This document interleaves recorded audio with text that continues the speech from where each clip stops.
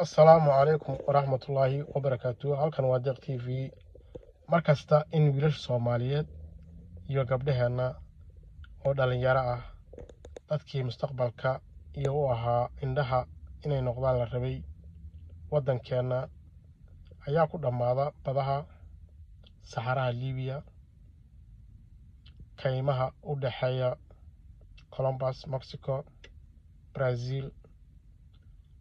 maxaa sababa dhibaatadu waa musuqmaasuqa cadaalad darrida ka jirta wadankeena iyo hoggaan xumida haysata hoggaamintii madaxdii baarlamaankii wasiiradii siyaasigii ganacsigii intaba naxariis uma hayaan shacabka Soomaaliyeed sida ay tahayna shacabka dhidiya ka danqada diiday dhaha lawaa maxay kula tahay adigan dhegeysanaya.